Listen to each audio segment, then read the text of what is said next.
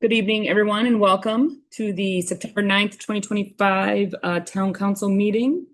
I will call the meeting to order at 6 o'clock, and I ask that we stand for the Pledge of Allegiance.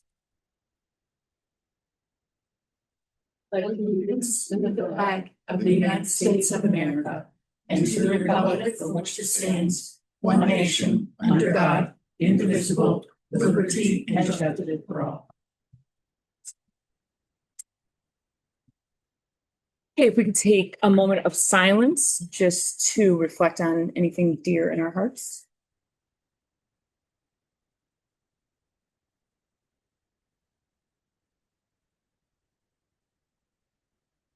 Okay.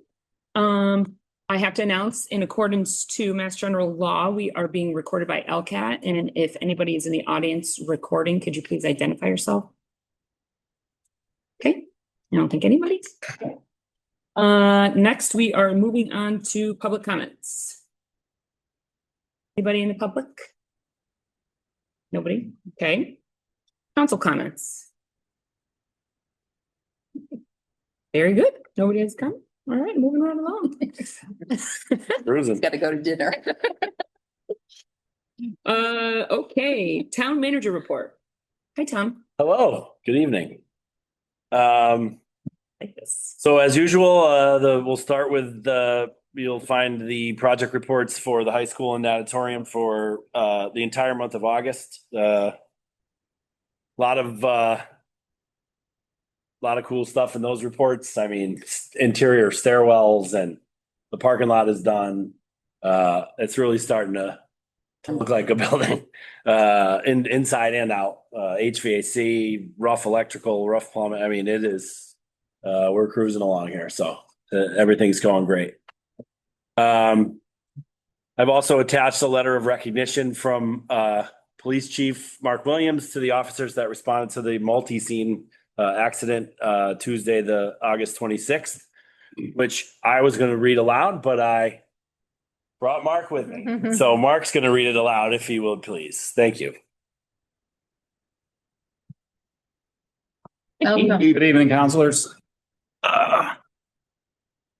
Thanks, manager, giving me this opportunity to, share the good work that our officers are doing. It's always good to brag a little bit, even though I had nothing to do with this. It's great to see them Modest, Mark. doing their jobs in a very difficult situation. So, as Tom said, the letter reads, on Tuesday, August 26th, 2025 at 9:39 a.m., Westcom Dispatch received multiple 911 calls reporting that a pedestrian was struck near the gas pumps at the Pride Station at the Rotary. It was further reported that the pedestrian was down and bleeding from the head and that the suspect vehicle had fled from the scene heading north on Elm Street. Officer Michael Healy arrived on scene quickly and observed the seriously injured party. He immediately began providing a medical attention while also trying to relay information that was being shouted to him by multiple witnesses at the scene. Officer Healy was able to provide a description of the suspect vehicle and suspect, a mail carrier, and a mail truck to all of the other officers on shift who were responding to the area. Sergeant Jason Junipero and officers Timothy Gallant, Matthew Lacaire, Michael Calcasola, and detectives Anthony Diani and Detective Sergeant Daniel Bruno all responded to the area to assist with the search for the suspect and investigation. At approximately 9:48 a.m., dispatch reported receiving calls from the People's Bank on North Main Street that a mail truck had just crashed into their building. Sergeant Junipero, Officer Gallant, and Detective Diani all responded there and located the mail truck and operator on scene. Following further conversation with the driver and an on-scene investigation there, officers determined that this was the same person who struck the pedestrian at the Pride Station. The investigation also led officers to believe that this operator was under the influence of alcohol. He was placed under arrest. Following the suspect's booking, he was interviewed by Detective Diani and Massachusetts State Police Trooper Ferrara, and he admitted his direct and knowing involvement in the crash, as well as his consumption of alcohol before it. I would like to recognize and thank all of the officers involved in this incident, from the initial response and emergency medical treatment of the victim through the investigation and arrests that immediately followed. This was a chaotic and traumatic scene for all involved, the responding officers, the victim, and the eyewitnesses who saw the crash happen. Despite these challenges, Officer Healy was able to provide life-saving medical care until the ambulance arrived, all while sharing valuable information on the suspect and vehicle, which helped lead to his quick apprehension, arrest, and eventual confession. I appreciate everyone's response to this serious and unusual incident. And once again, it's a great example of the teamwork and professionalism we have in the most critical moments.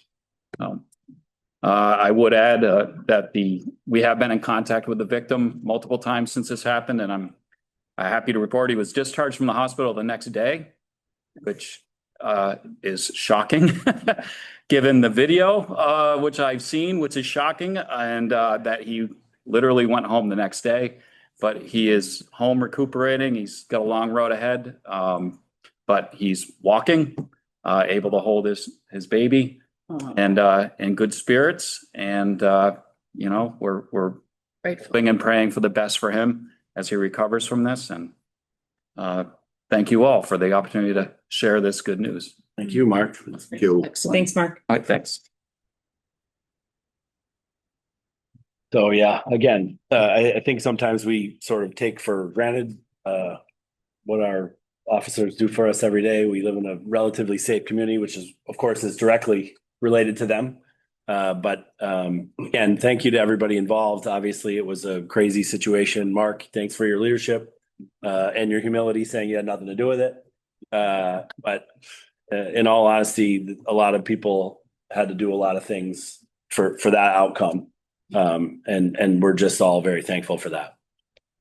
I want to share some other exciting news. Our collector treasurer's office, from the office, Don Fonte, our collector treasurer, successfully passed her treasurer's exam following years of coursework at UMass. I don't even want to go into how much you have to do to even get to the point where you can take this and then to pass it. So congratulations to Don. Additionally, our assistant collector, Melissa Lyon, passed her collector's exam in similarly impressive fashion. Again, tons of coursework.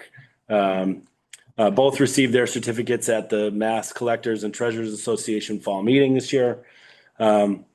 Just more evidence of the dedication and talent level we're fortunate to have on the team. So congrats to Dawn and Melissa. Rebecca attended the Western Massachusetts Brownfields Roundtable held in Greenfield, hosted by US EPA, Mass DEP, Mass Development, Yukon Tab, who you remember we partnered with earlier in the year, and the Franklin Regional Council of Governments to learn more about brownfields funding and technical resources. I'll give you a follow-up in a second off script. I mentioned that we had a follow-up meeting Monday with DEP, which went phenomenal, but this is all sort of trying to get in ahead of our for 70 Maple Street, our brownfields application request for funding to clean up that site in the center of town. We met with the Massachusetts contingent Monday and PVPC to try to get a handle on what this application process is going to look like. Now, they haven't even put the regs out yet, which change every year to year. And once that happens, we'll have 60 days to file. So that'll be somewhere at this point, mid-November.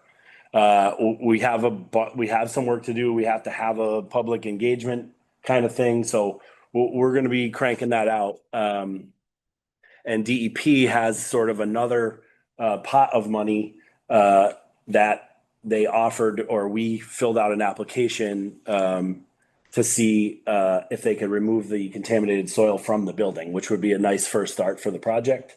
I think you've heard me mention before, when they cleaned up the site originally, all of that contaminated soil got put in the building. It was better than out in the elements and stormwater making the dirt go everywhere. So we had an excellent meeting. Again, I can't say enough. Every time we meet with them, I'm floored by the assistance that we're getting from Mass DEP, PVPC, and even the EPA at this point to sort of put us in a position to get funding to clean this site up, which, we took by tax title, which makes us eligible for all this. It's not a parcel that we necessarily wanted to buy. We sort of came into it. So all this help is because of that. So we're very thankful for all that, and more updates to come. Like I said, this is going to go fast a bit ahead of mid-November. Sidewalk construction on Westwood and Maple Street began Monday. Work is being performed by D&P Moraes out of Ludlow. They've done our last couple jobs, and anybody that's seen that, the Parker Street one, they're going to move quick. So we're excited to have them back on board. Also, paving operations finished on Westwood, and the paving crews are now headed to Cooley Avenue and Avery Street, which is the water main project from a couple years ago, to clean that area up. And then Harkness Ave, Anthony Drive, and West Allen Ridge to the town line. So quite a bit of paving going on this fall. I talked to Bruce this morning. We still do not have an up-to-date scope and schedule from DOT in terms of Summers Road and Prospect Street, but we continue to sort of ping them for that schedule. It still seems like it is going to be this fall, but again, we'll take it in the spring too. The new Westcom Operations Center is nearly finished, just doing punch list items now. The full operation will be in there September 16th, which is really exciting. State of the art, everything is gorgeous. We've had our last 2 board meetings in one of the training rooms. You name it, they got it. It is a world-class facility. So we're very excited about that. We recently received a planning assistance grant from the Mass Executive Office on Energy and Environmental Affairs.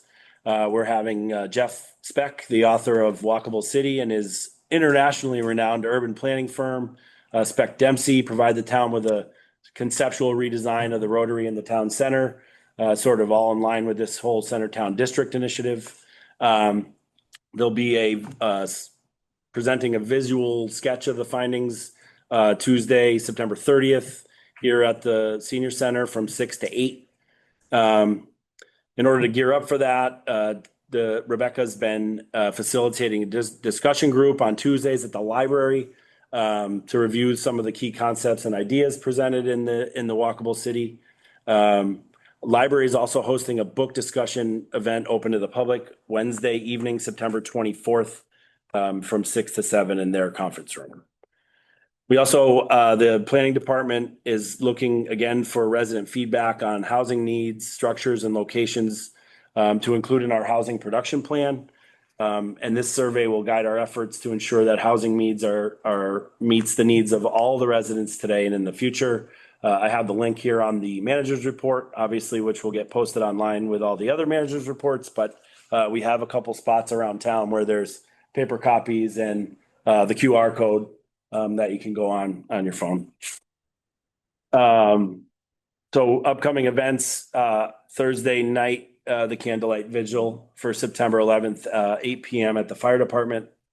We have a recycling event September 13th from 10 to 2 at Birchland Park Middle School. I think I put the flyer in the info, and that'll be attached to the manager's report as well. Celebrate EL, presented by the Rotary Club, September 27th, 10 a.m., 10 to 3, I guess, at Center Field. Our Center Town District meeting with Jeff Speck on September 30th here at the COA at 6. And another plug for Oktoberfest, not till October 18th, noon at Brown Farm. That's been a great event the last few years. So that's all I got. I'll answer any questions that you may have. Thank you. Any questions? Just one quick question. The link for the survey. Yep. Is that actually operational? Because I had seen it through Facebook. I clicked on it. And it didn't work? It didn't work. It simply said, pick up your paper copy at the library or this or that. That kind And I of defeats the wasn't sure if purpose that of the link. I wasn't sure if that's just because it was early in the process and it was the first up or. I don't think should work. It's posted to the town's website and this is Okay. to the town's website, but the town's website has the direct link to the survey and the notification that was created. Yeah, so if you scroll down just a tad on the main page, Yeah. like Okay. the link is right there, but I'll double check the link to make sure before I put it Yeah, I the thought it was manager's great on report on there that it Facebook going works. out to everyone and then I clicked on it and it just didn't. All right. I was like, oh, I can Just get a works. paper copy. We Confirmed it worked. just want you in town hall. Yes. No, we'll double check that to make sure that. Amy just confirmed it works. Perfect. Okay. I have just Stuff from behind the. point of information on the recycling event Yep, that's listed for September 13th. yep, Is that different than what was just held at the high school on Saturday? yes. So they had a shredding event. Shredding, and you could also drop off Yep, a lot to pay a fee, electronics. Yeah. yep. So this will be similar to sort of just a bulk sort of pickup with electronics and all that stuff. So. Okay, any other questions? At Ralph? Good, right? Thank you. Thanks, Tom. Okay, next, communications, correspondence and announcements. Tom, you just mentioned this in your report. Thursday night, September 11th, candlelight vigil, 8 p.m. at the firehouse. Just to reiterate, other than that, that's all I have. Next would be public hearings, but we have none. And then, so number 8 would be orders of the day. So we have licensing matters. We have 5-day liquor licenses. So I think we can just jump right into those, right? Everybody, So under A1, I would make a motion to approve a one-day liquor license application for the Masonic 33 Chestnut Street for a music festival fundraiser on September 13th, 2025 from 2 to 8 p.m. Second. motion has been made and seconded. Any further discussion? All those in favor? Aye. Oh, we have to do roll No, call. Roll call. Roll call. Thanks, guys. I already voted. Jim? Yes. Kathy? Yes. I'm a yes. Yes. Yes. I'm Uh, a yes. okay. Okay, great. All right, motion passes. Next, I make a motion to approve a one-day liquor license application for the Greek Orthodox Church, 200 Prospect Street, for the Taste of Greece on October 17, 2025, from 11 a.m. until 8 p.m. Second. okay, motion's been made and seconded. Any further discussion? Okay, roll call. Jim? Yes. Kathy? Yes. I'm a yes. Yes. And Ralph? Ralph's a yes. I'm a yes. We have to say. Is it yes? Yes. Jonathan? Yes. Okay, great. Okay, motion's been passed. Next, I'll make a motion to approve a one-day liquor license application for the Greek Orthodox Church, 200 Parker Street, in the Taste of Greece on October 18th, 2025, from 11 a.m. to 8 p.m. second. Motion has been made and seconded. Any other further discussion? Okay, Jim? Yes. Kathy? Yes. Anna is a yes. Marilyn? Yes. Ralph? Yes. Yes. And John? Yes. Great. Moving right along. All right, we have liquor license for East Village. I make a motion to approve a one-day liquor license application for East Village Tavern for East Long Meadow Oktoberfest at Brown Farm, 64 Hamden Road on October 18, 2025, 12 noon to 5 o'clock p.m. Second. Okay, motion has been made and seconded. Further discussion? Jim? Yes. Kathy? Yes. Anna is yes. Marilyn? Yes. Ralph? Yes. I'm a Connor? yes. John? I'm a yes. Okay, motion passes. Good. Do you have updating? Yep.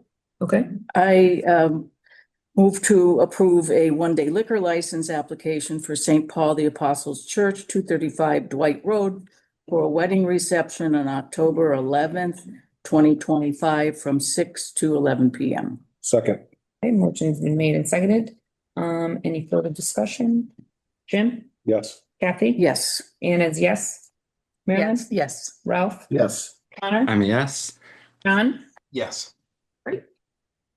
Motion passes. Next. I make a motion to approve a one-day liquor license application for St. Paul the Apostles Church, 235 Dwight Road, for a Vietnamese New Year celebration fundraiser on October 12th, 2025, from 6 p.m. to 11 p.m. Second? Okay, motion's been made and seconded. Jim, Yes. Kathy, Yes. Anna is yes. Marilyn, Yes. Ralph, Yes. Connor, I'm a yes. John. Yes. Okay, motion passes. All right, lots going on in EL. Next, financial matters. We have prior year bills. Did you wanna? Yeah, so the first one is the fire department bill. This was one of those that sort of straddled that. I think they were unsure about who was, I think all the rest of these invoices are paid by the state, but the initial one is paid by the town, so there was a little bit of confusion, but the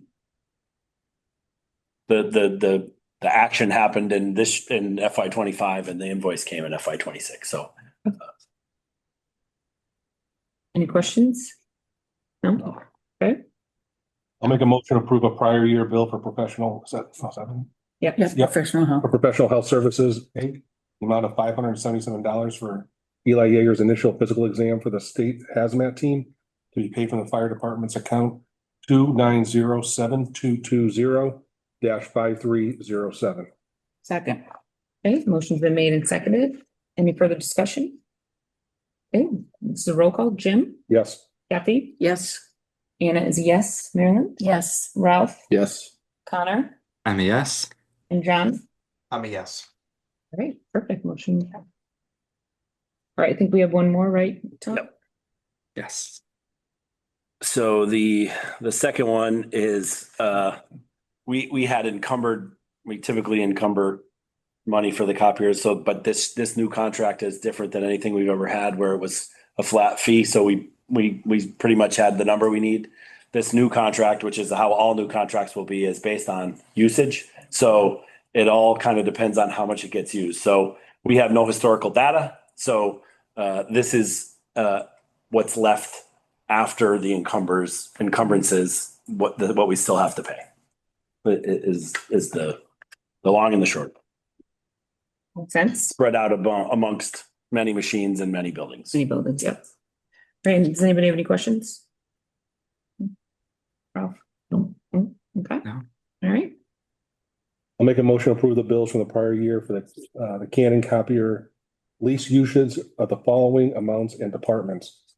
015412-5270, Council on Aging, $302.61. BP 242000, 527000, Birchland Park, $606.46. HS 242000-527000, the high school, $1,399.91. MB 242000-527000, Meadowbrook, $609.60. MS 242000-52700, Maple Shade, $238.32. MV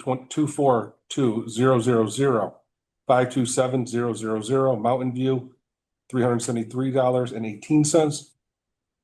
SP 2420-52700, high school special education, $1, for a total of $3,531.08.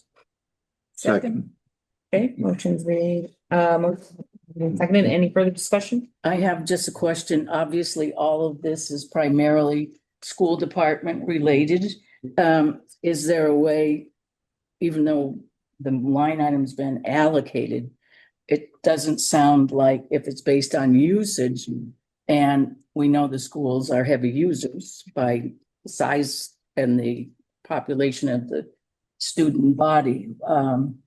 Is there a way to, in the absence of historical data, begin to anticipate if we'll be over again?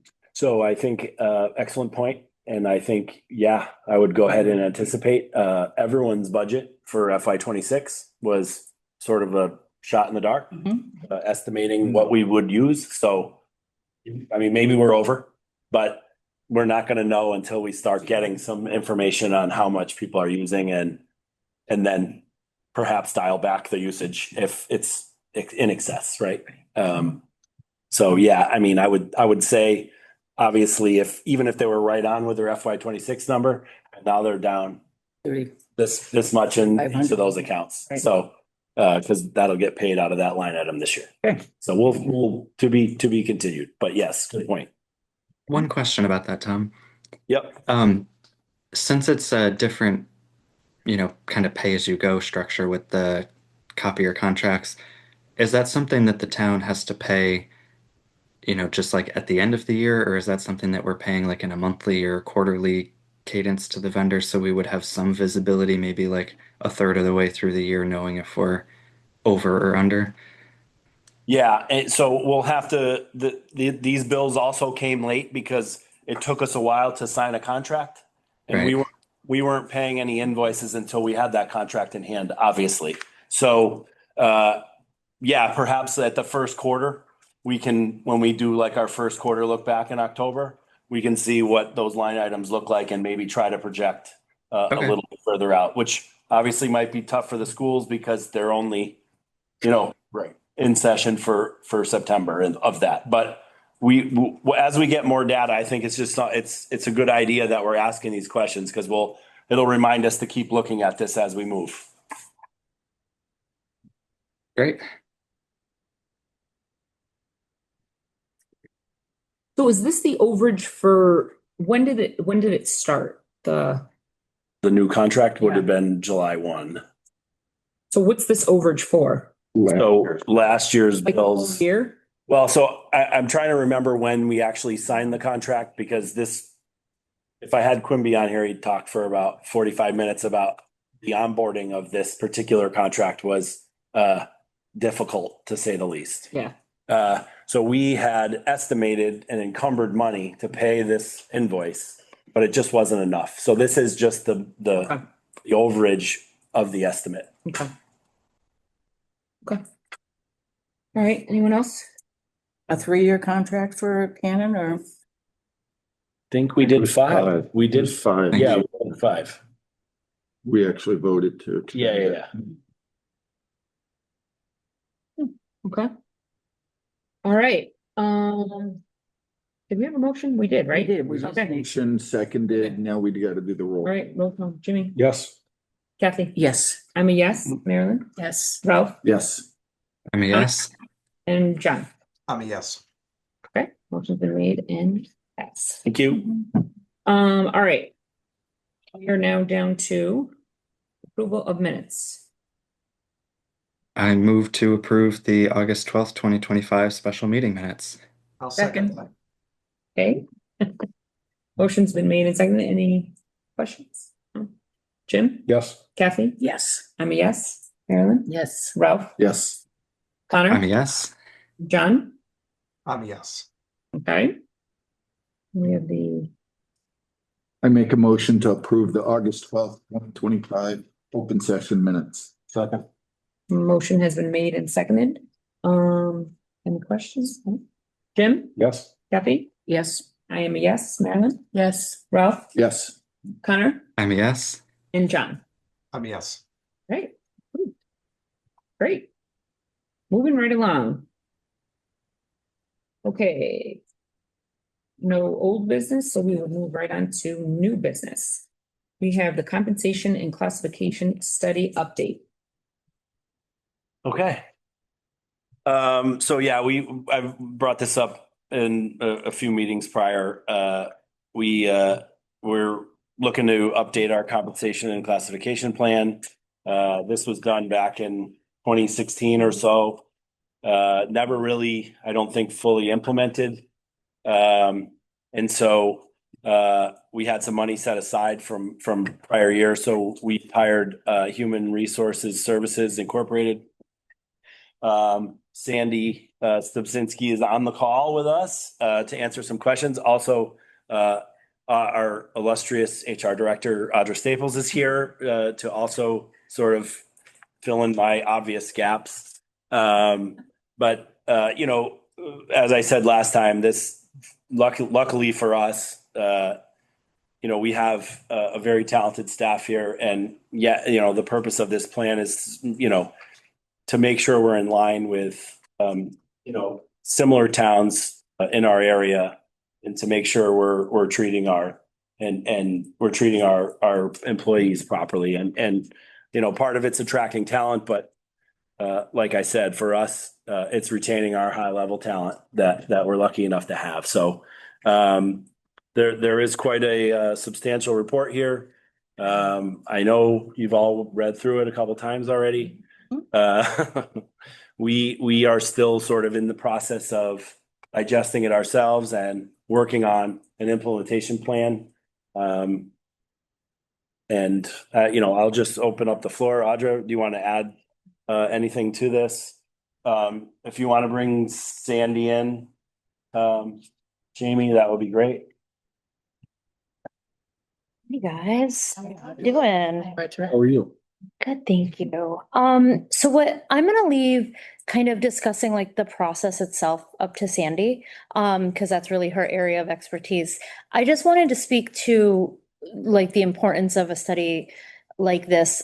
Prior to doing this, we didn't have wage structure for our non-union employees. And so it's really hard to defend equitable wages when you can't say like, oh, well, you're here because of this, this, and this reason, right?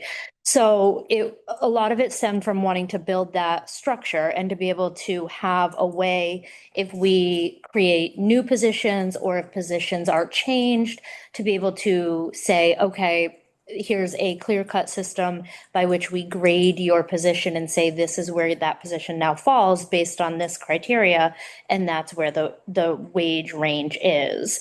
And it also gives us, because we have there's a new law that is now in effect. When we post positions, we have to post a pay range on them, and so that was difficult to do when there weren't any ranges. So now we're just trying to really establish that structure for our non-union employees to know like this is where this position starts, this is what it goes up to, this is the growth that you can see over the longevity of your career, kind of like that. So that was really the importance in doing this. And like Tom said, and really retention is big. Like municipal government is competitive. There's always somebody looking for your role somewhere. And so pay isn't the only way we keep people, but it's part of it, looking at that total rewards package. So and that's it.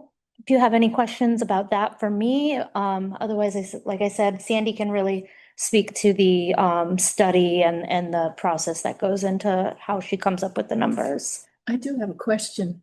With the proposed minimum, mid, and maximum of the range, is there any plan in place to sort of get the incumbent or the individual to the mid-range sooner rather than later? I mean, I say that because the town used to do that. To the mid-range? Yes. So I think as Tom said, we're working on an implementation strategy. We do have some people that are below the min on their positions. So, step one is how do we incrementally get those people in a way that the town can absorb the increases into the min. And then from there, we can look at these numbers were based on being 75% in the 75th percentile of market competitive. So that's really, even based on that, the min is still a pretty good number. But yeah, I mean, ideally it would be getting people up, but then again, the further you put people, the less growth opportunity there is in that range. So that's really all aspects that are being, considered as we put together the implementation plan. I think the town at that time recognized that our ranges were kind of low, and to try to, encourage people to apply and stay is why we tried to bump them forward to get them into the mid, at least into the mid range. Yeah. And there was a lot of data there. Sorry to interrupt. And this is one of the reasons why we went with the 75th percentile, because we wanted to be that competitive. And we wanted to make sure that, again, that min number is much better than another min number. somewhere else, right? So Area And these numbers change quickly. so quickly that we wanted to land somewhere where we weren't gonna have to redo this in 4 years. You know, where we can exist comfortably and still remain competitive and equitable, so. Good. Thank you. Absolutely. Audra, there's several positions here where the current salary is significantly higher than the proposed minimum salary. Yep. So in a case like that, obviously you would not subtract from an individual's contracted salary, but would you just take the position that there wouldn't be an adjustment to get them to minimum, that there would just be an annual COLA? Like, How? that's pretty much what we've been discussing, yeah. And a lot of that, the reason you see that in the specific positions mostly is driven by wage compression within the department. So, and most of those people are either have been here for a very long time and have just built on these increases throughout their career, or they're newer within, say, like 5 years and have had to be placed because of the longevity in the department and the higher salaries in the department have had to be placed on higher levels at start. And then, so that's how you get. Yeah. there's a lot, obviously, that. Right. So just a quick question, Audra, I don't know if this is for you. But as far as the 75th percentile, that means basically if you take 100 towns, 75 of them would have a lower minimum than what we. That's definitely a Sandy question. Yeah, there's a lot that goes into it, and I think it would probably help if Sandy could. I let you off the hook. Hi, Sandy. Pride. Hi, how are You you? think- Good. How are you? Hi. Thank you so much for being here. Oh, of course, it's my pleasure. My pleasure. It's very nice to meet all of you. I'm just going to answer the 75th percentile question. What that means is of all the market data that we've collected per position, only 25% of the data points pay higher. You know, so that means you're above the midpoint, you're above the average, above the 65th, you're at the 75th, you know, and usually, so it's a good place to be. And I'm glad that the town went along with that so you can remain competitive, particularly for this group of positions. You know, they're the department heads and they're high level positions. And they do, as Audra said, retention is a problem with the municipalities right now. They do move around a lot. So if you have good people, you want to hang on to them. And there is a cost, for, hiring. When you have a vacancy, there is a cost for turnover that is real with regard to training, with regard to trying to find somebody and having that gap of work and losing that institutional knowledge and so forth. So what can would you like me to walk through the process for you? Yeah, I think a 30,000-foot view would help. And then if there's more specific questions, that'd be great. Okay, great. So the purpose of this project was to develop and support, a fair and competitive compensation plan for the non-union senior manager, department heads, professional positions. I believe it's about 32 positions that we looked at. So we did a complete compensation and classification review. We considered comparable data from a variety of communities that were comparable to East Longmeadow. We came up with a list and we reviewed that with management and we gathered the data. We did a job analysis, which included distributing PAQs at orientation sessions. And then we followed up with interviews online and with the data and then our rating system that we use to rate the positions. We came up with, the classification plan and then the market data helped us to determine the parameters of the salary schedule. You didn't really have a system, or if you did, it wasn't implemented. So developing the ranges was really important rather than just having, individual data points. We actually, developed the minimum, the mid, and the max. And we provided all the market data is in the report, as well as, and we provided the town with our classification system and the factors that are listed in our rating system, from physical environment to knowledgeability and training and physical skills and occupational risk, supervision, judgment, accountability, and so forth. Throughout the process, we had meetings either in person or online with HR and the town manager. We reviewed survey instruments with them. We distributed them to the organizations. And as I said, we conducted the interviews. And we also, as part of this, are providing draft job descriptions. And, I mentioned to Audra, if those need to be tweaked a little bit some more, we can do that, the job descriptions. And then, we received key feedback from the departments, and we provided regular updates, and we went through a draft and a second draft and a few drafts to come up with a final report. So there's one plan that incorporates all of these non-union positions, and it's flexible to allow, a range. So that way, if you're hiring somebody with a little bit more experience, you can hire them a little higher than the minimum. If they have less experience, you can hire them at the minimum. The thing to remember about this plan is that how an employee moves from minimum to maximum has to do with the employee. But the whole structure itself has to be updated with a COLA or a wage adjustment every year. So the salary schedule should be updated, whatever the COLA is that, that you all decide on. Because if you don't do that, it will become quickly outdated. So every year you want to add a COLA. So that's for the whole structure. But then how people move from minimum to maximum, of course, would be based on longevity, performance, or special skills or abilities, and that sort of thing.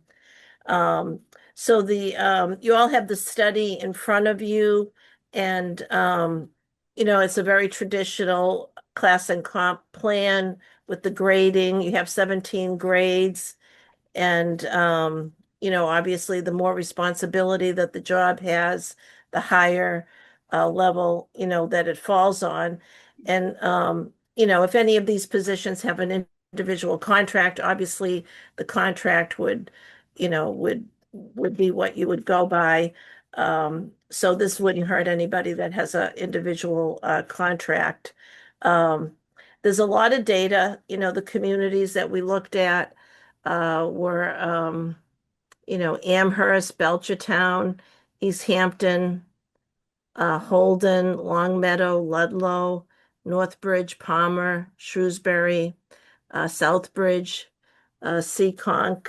And then we also looked at West Springfield, Westfield, Wilbraham.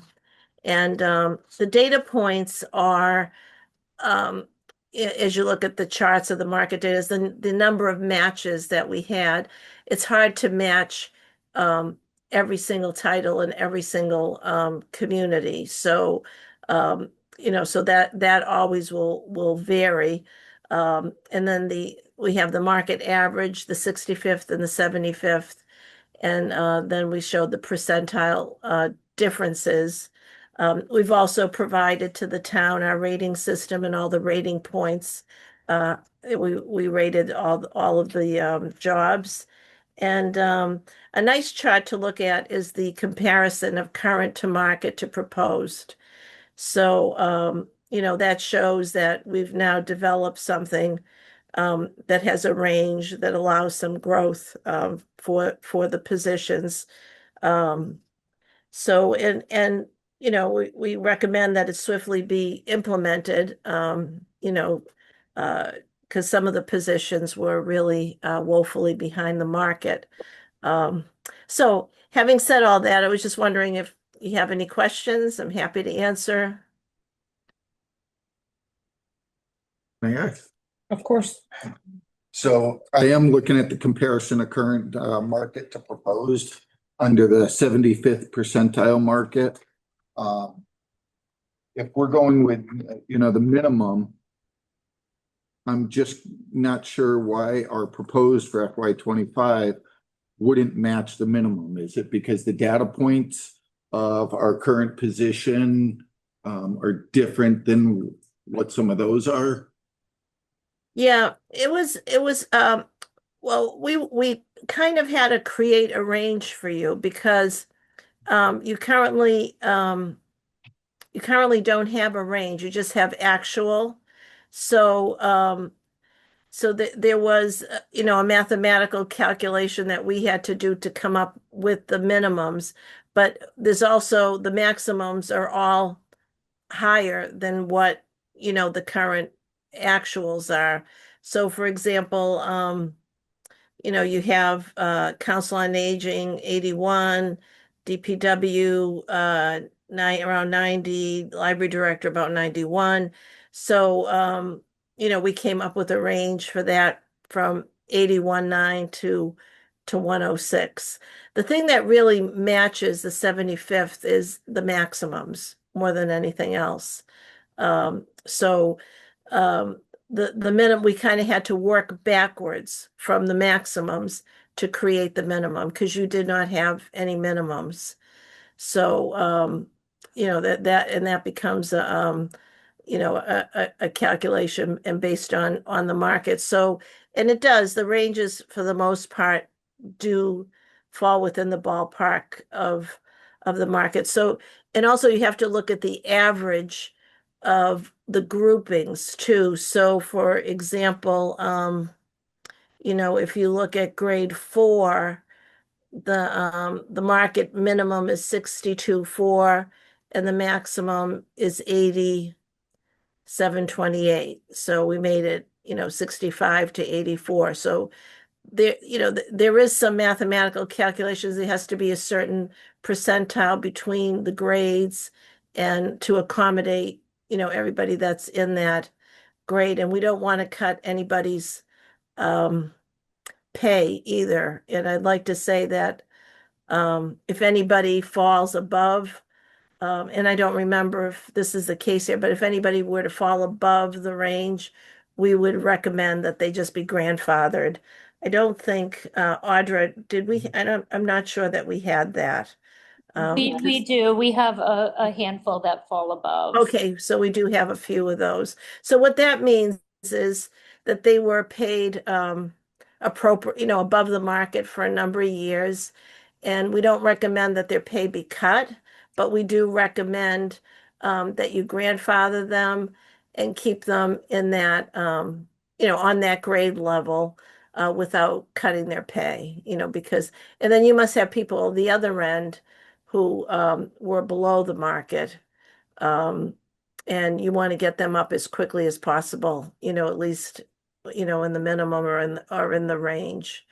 But I think things, are, it's not good that you had the individual, pay rates and that you didn't have a range. So now you have that, to make, distinctions between employees because an employee may fall on this, the state has something called the MEPA law, the Massachusetts Employment Pay Act. And so for that purpose alone, it's really important to have a comp and class plan to be able to group positions for equitable purposes for equal pay for equal work. And so that's what this does. So this really takes care of that for you. I think the thing that's really critical here is just keeping it up to date, so adding the COLA every so many years, maybe every 2 or 3 years, you really need to test the market and see how you fall. You don't have to do a study every year, but every couple of years you should test the market. And then, probably every 5 years you want to look at the classifications again and the whole thing. But it does, take some work to maintain it. But we've also given the town, all the tools, so hopefully next time around it's just an easy update for you. So just a follow up, I noticed category 16, there's no positions assigned. Does that leave room that all of a sudden category 15, if they reach the top of their pay scale, all of a sudden we can say, well, you're no longer going to be a category 15, we're going to jump you to a 16. Is that's in there, or is That's that not, in there? it doesn't usually work that way, but you can look at the jobs and you say, well, if they've taken on a lot more responsibility and essential functions, you could look to reclassify them to the higher grade. I mean, most certainly you could, especially for those two positions. So, but that's not, it's not an automatic thing that when you reach the maximum of your grade, you automatically go to the next grade. So it doesn't work quite like that. But sometimes a position does get reclassified if there's something that has, changed significantly in their responsibilities or duties, and it would require, looking at it again for the classification. So, but we have that one is open. Let me see if there's Hey, any. Can I just say something really quick? I just wanted to kind of touch on that. So we have now a document that tells us how to determine, based on the language in a job description, what grade 1 through 17 a position falls on. Yes, ma'am. So Is where do we come up with 17 grades? Have one that's doesn't have anyone in it, wouldn't it be 1 to 16? it also gives us room to grow if we ever develop a position. It gives extra space between that top 17 position and those 16 positions. So there is built-in cushion there. So if we, at some point, It's exactly what I was assuming, but yeah, they wouldn't move up to the next step unless they got reclassified again. Like Sandy said, if they took on additional duties, things like that. you need to, you have that built. And Yes. this is something that Yes. that we probably do at least once a year, maybe a couple times a year, where a position takes on more responsibility. Right. For instance, when the body cameras came on, somebody has to deal with all that. Right. So that's a change in their job description, and then you get reclassified. And so Yeah. you gotta Happens that. in the unions. And so that's what determines what grade you're on, and then the range determines the pay. And so when you get to the end of that pay range, you don't necessarily go to the next pay range. But if there was, like, say, the fire chief also became the IT director, sorry, Ryan. Then they would likely get reclassified to a higher grade because they now have more responsibility, more job duties, things like that. So.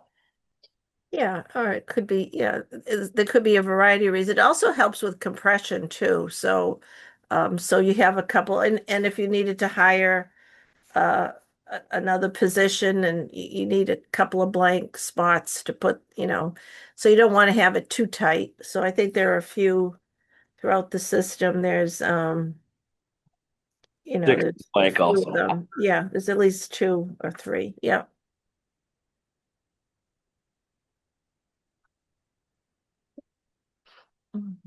John, did you raise your hand? No. Oh, I thought John raised his hand. No. Okay. No. Okay. I wanted to say that all of the employees were very helpful, and Audra was extremely helpful, and the town administration, the HR department, the whole group was very forthcoming with information that made the job analysis review very good, so we were able to understand. Now, the job descriptions we've submitted are, they're in draft. They may have to be tweaked. there were a lot that we had to write, and they're comprehensive. So if there's some tweaking that Audrey needs, we can certainly do that. But having said that, I just want to say that, adding more words to a job description doesn't necessarily mean that the job gets reclassified. It just means, maybe something needs to be reworded a certain way or something, but it's not, I think we captured, everybody's position. And some of these jobs are statutory, or they're contractual, so it's really, it's like in law what their jobs are. It's really, it's a difficult thing, these comp and class studies, because it's really hard for the employees to understand. What you find a lot is they find like, well, why am I holding hands with that person? Why am I in that group? And that's it's sometimes they're totally happy with it. If you were to not show them the groupings and just show them their pay, they would be happy. But then as soon as they see who they're grouped with, they're like, oh, well, I don't think I should be grouped with that person. But we do have, believe it or not, we have a methodology and a system for doing that. We have our rating system that helps us, and you have all the rating points, and we have the market that also helps us. And sometimes for some of these jobs, there's just a natural ranking. You have that in municipal government. So. Just a quick follow-up, just because we have the categories with a minimum, I'm assuming that doesn't mean that a new hire necessarily starts at the minimum. It would depend on the employee at that point, but the job itself would start at that, correct? Yeah, ideally, we wouldn't bring anybody in under the minimum, but it would give us room if we got somebody that had a lot of experience for a position, that it would give us room. But yeah, ideally, we would be wanting to be starting people aiming at around that minimum of the range, wherever that was at the time. But is it possible to bring them in under the minimum with the state law? Or It's not going to. just this? It won't be against the law, but we want to be careful with the practices that we create with our hiring policies and things like that once we implement this plan. Because when we do it for equity and, equitable purposes, we don't want to then bring somebody in under where everybody else's benchmark was, without having really defensible, solid reasons for doing so. Because then, we could be questioned as to why we're not paying them at where we worked to get everybody else up to. So it's not undoable, but in most circumstances, it would be unrecommended. And I guess that would be my only point, is to take a good hard look at the minimums.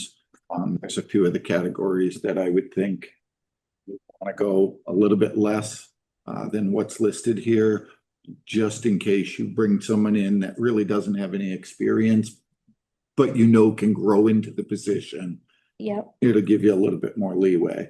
So yeah, and again, obviously you've heard a lot of data points and data, and we've also had to look at this a bunch too. And we don't even have an implementation plan yet, because there's this other part of this, which is obviously the budget and what we can afford to do when we do implement it. And again, I would rather have it to a point where when we do implement it, that's the number, right? We put this number up on the website that says we're advertising this position from here to here, and this is the minimum, right? And so, but these are the tweaks that we now have to make for the town of East Long Meadow and what makes sense for us moving forward. And again, we're not going to make any major changes, because again, a lot of work already went into this structure, but we certainly need to look at our budget and our policies and how we want to move forward and what works best with us, right? So this is sort of laying the groundwork for how we implement this into practice.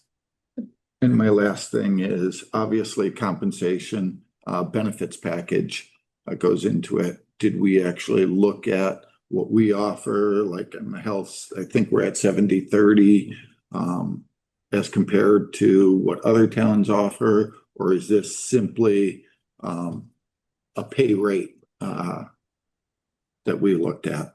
So this study that you have in front of you is pay. I have looked at like benefits. I've been doing a lot of trying to, we're pretty comparable with what we pay. We're on the higher end actually of like Right. good, I think Springfield is really good, but as far as what they, and it's different too when they're also GIC, it's different. It's kind of but I think that I'm looking at bringing in other benefits that aren't going to cost the town, that are just, what do we call them? Low cost, high risk, benefit, high impact. Yeah. Risk. Don't say the word risk. Low cost, No. yeah, No risk. low risk. No risk. Words. No risk. Yeah, so things that, create that total rewards package that aren't additional drains on our resources. But, so we're looking at a lot of things like that we can bring in as well, because again, retention isn't just pay. It's culture. It's, and that culture is a huge part of retention. So culture is really big. And it's the auxiliary benefits, the things like that. So we're really looking at it from all angles. This is just the money piece. No. I could talk for hours, but I'm Okay. good. Okay, anybody else? I think this is a really good report. I was actually looking at the estimated cost out to move employees to minimum.